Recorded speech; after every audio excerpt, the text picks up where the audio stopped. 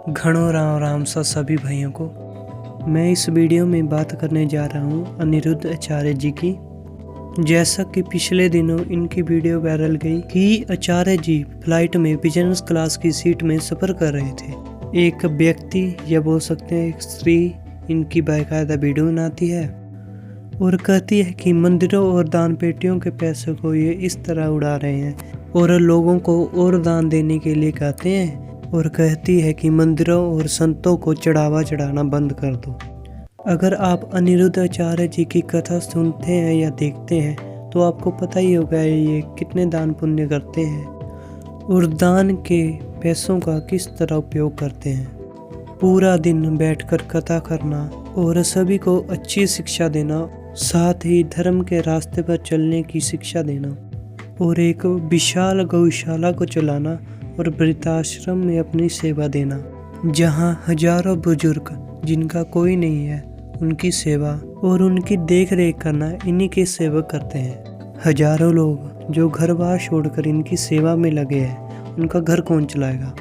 उन सेवकों के भी परिवार में लोग हैं और दूसरी ओर इन पर कई वीडियो बनती हैं कि इनकी इनकम इतनी है, ये कथा का 9 से 10 लाख लेते हैं, यूट्यूब आदि सोशल मीडिया से भी ये इतना कमाते हैं फिर भी इतना पैसा लेते हैं। उन्हें मैं इतना ही कहना चाहता हूँ कि हर रोज हजारों संतों और लोगों को खाना खिलाना, हजारों गायों का पालन पोषण करना, वृद्धाश्रम में बुजुर्गों की सेवा करना जिन्हें उन्हीं के बच्चों ने उन्हें घर से बाहर निकाल दिया है, और हजारों सेवकों और साथियों की आर्थिक सहायता करना, ये काम कोई नॉर्मल आदमी बिल्कुल नहीं कर सकता।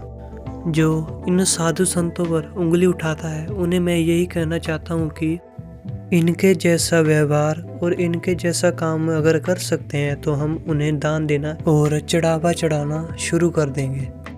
इन्हें ऐसा बताना कि ये पाखंड कर रहे हैं और देश के पैसे को लूट रहे हैं, ऐसे लोग तब कहाँ चले जाते हैं जब मंदिरों के पैसे को सरकार भ्रष्टाचार और अपनी राजनीति में इस्तेमाल करते हैं। क्यों, ये तो सभी को पता है कि मंदिरों का चढ़ावा ही सरकार अपने उपयोग में लेती है। सभी काम मंदिरों के पैसे से होते हैं, इसमें कोई गुरुद्वारा और मस्जिद नहीं आते।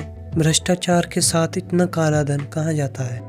अगर मंदिरों के अरबों खरबों के धन को अच्छे काम और भ्रष्टाचार और राजनीति में ना लगाएं, बहुत सा काला धन बच जाएगा।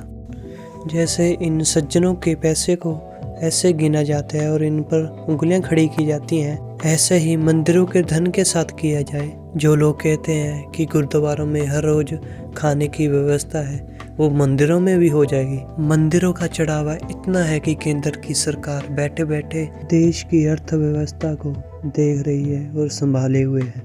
पर इन लोगों का काम क्या है कि संतों की अर्थव्यवस्था को देखकर, इनके पैसों को देखकर इन्हें जज करना है और देश में जो पुल टूट रहे हैं वो क्यों टूट रहे हैं इन पर कोई बात नहीं। कोई कंस्ट्रक्शन 100 साल से ज़्यादा टिक नहीं रही और ये फिर भी संतों पर सवाल उठाते हैं कि इनकी अर्थव्यवस्था क्यों है इतनी।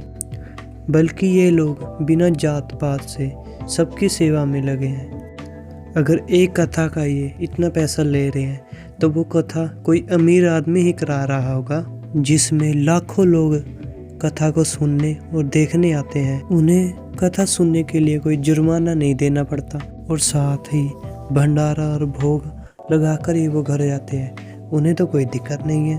पर कुछ लोग कहते हैं कि ये बिजनेस क्लास में सफ़र कर रहे हैं। वो खुद ही बिजनेस क्लास में सफ़र करते हुए आचार्य अनिरुद्ध जी के जैसे संतों को भला बुरा कहना है और वीडियो बनाना है। मैं उन्हें एक ही बात कहना चाहता हूँ, अगर तुम इनके जैसे नहीं बन सकते तो अच्छे इंसान बनो, मंदिरों में दान और चढ़ावा चढ़ाना बंद कर दो, अपने व्यवहार और घर को पवित्र बना लो।